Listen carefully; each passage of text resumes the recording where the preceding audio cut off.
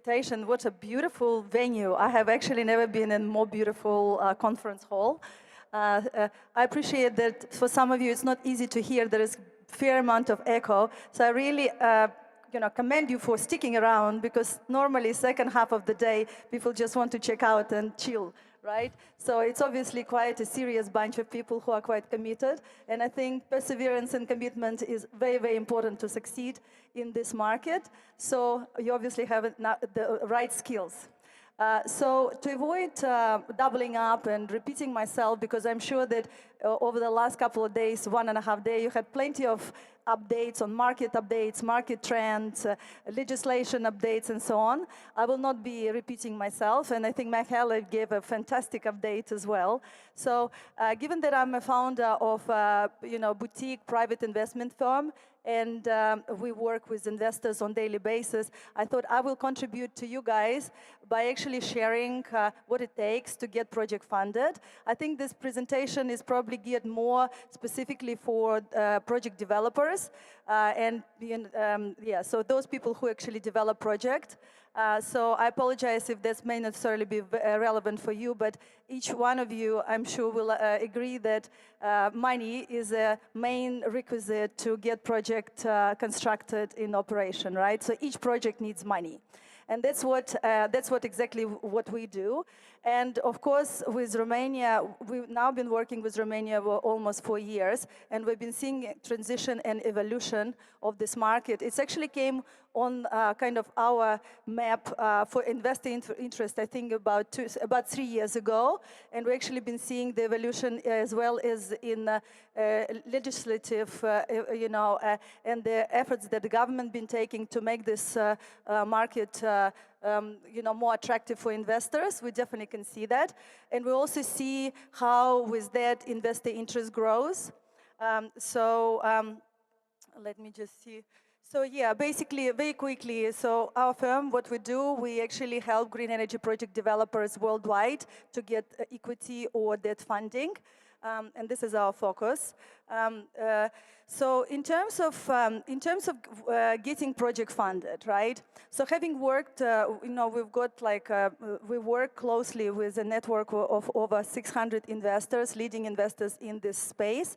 And having basically ongoing relationship and understanding what are the challenges that investors are facing. I thought to kind of share this knowledge that we have accumulated. But the thing is that reaching financial close is notoriously difficult for a number of reasons.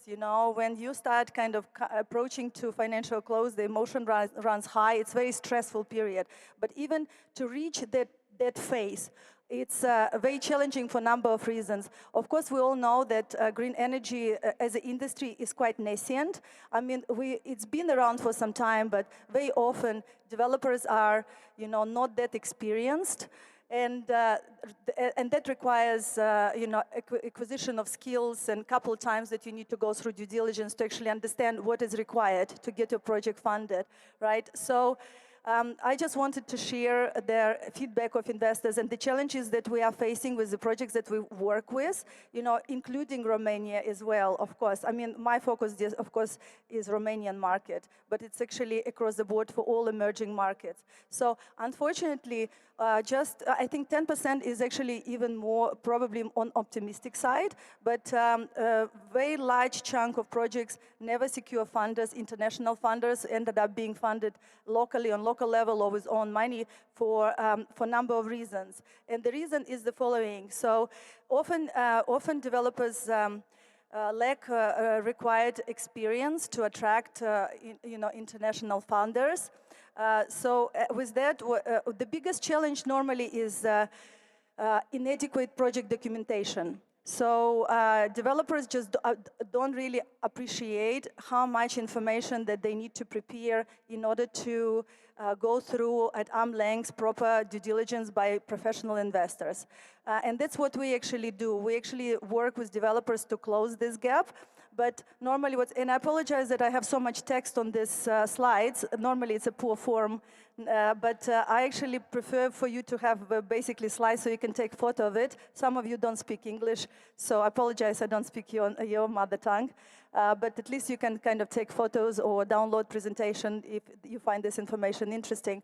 But basically, the ongoing challenges that, say, incomplete financial models, no stress testing of models, and no, exhaustive understanding or mitigation of risks. Often say no land secured or no offtake secured, or purely structured data rooms, and so agreement gaps. Some of the most fundamental things that need to be in place, of course, for any project, it is the project needs to, especially in Romania, grid connection. I think you've heard it many times over this, so I'm not going to repeat it again. But again, in a kind of very, oh my gosh, I only got 4 minutes left, right? Okay, so I will be very, very quick. So let me. So how investors, operate. What you need to appreciate about investors is that investors are very risk averse. Of course, when you kind of invite someone to put money in your project, you are the one, they are the one who actually carrying all the risks. So you really need to step into shoes of investor and understand that these are the people who are actually entrusting their money. So before they do that, you need to comfort them and you need to de-risk your project as much as you can.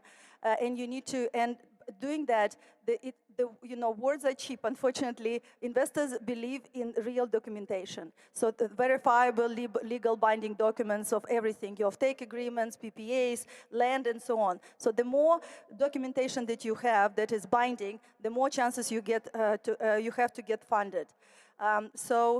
Another thing you need to understand is that investors have strict mandates, and they will never go outside of these mandates. Whether it's a bank or it's a private equity investment firm or so on, they all took money from investors, and from LPs, limited partners, and they promised that they will invest with the specific constraints. They will never go outside of this constraints. So if you work with investor, you need to understand what is their mandate.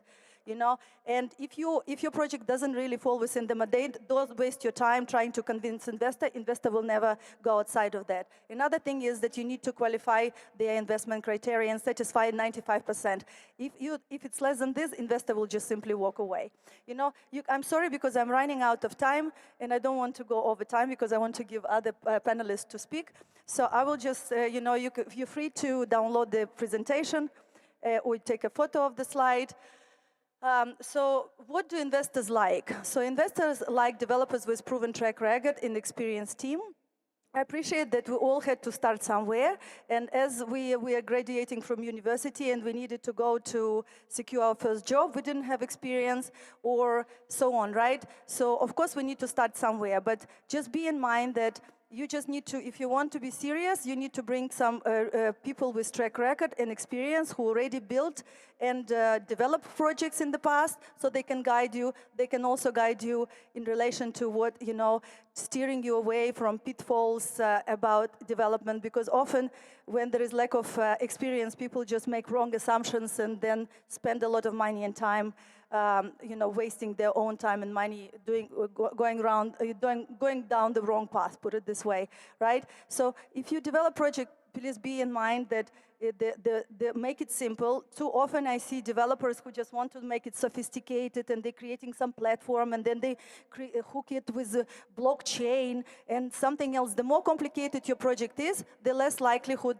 the less chances you'll have it to get funded. Investors like very simple business model that they really understand, very down-to-earth, monetizable model. So try to keep it simple. Of course, I appreciate that now you need to have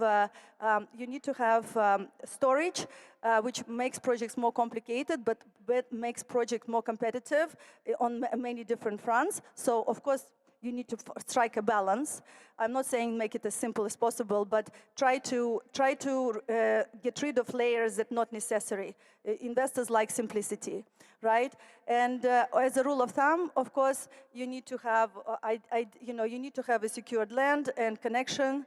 So that's already been said. And of course, try to build your data room. The more information you have in data room, the more chances you have funding. So basically, what we do, in a nutshell, we help project developers because we have already qualifying criteria of investors that we work with.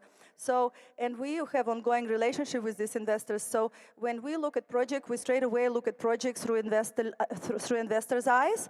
So, and when we make assessment, we upfront will say to you, we basically guide and advise developers in terms of, we do the assessment and investment readiness gap, and then risk assessment, and then we advise developer on what needs to be prepared upfront, because with investors, you really don't have many chances. You only have one chance. You see, often we talk with developers and they say, okay, we need to be funded really fast. How quickly you can get us funded? And I say, listen, investors have money to deploy, and if you're ready, investors not the people who actually slow down the investment process. 97% of the time, the investment process is slowed down by developers, because developers just simply not ready. So investors asking, say, can you please provide this, or we don't have this. They go away and take 1 month to prepare this, or can you please, and by the time, investors simply lose interest. So that's why we want to prepare, we work with developers upfront to prepare them, so when we actually come to talk to investors, first of all, we already know that these people would be interested in the project, because we already have this matching. Prior to approaching people, we don't kind of approach people cold, right? We already go to establish relationships. But anyway, so basically, preparation upfront is really advisable, because often developers say, okay, well, let's hit the market. Let's talk to investors now. I say, listen, we will go unprepared. We will make a wrong impression, and then we will not have second chance with these people, right? So basically, this is very quickly our business process. I will maybe not go 30 seconds or maybe 30 seconds or a closing idea, please. Yes. I will not go over the slide. Those who interested can take a photo or can think. So basically, yes. Just think about, so you need to think about feedstock resources, fuel supply agreement, offtake, PPAs, and so permitting, financial. This is the assessment that we do prior to starting with developers, but this is something that you need to keep in mind when you are preparing your project for financing. Thank you very much for listening. Yes, and thank you for allowing me to be here. Thank you.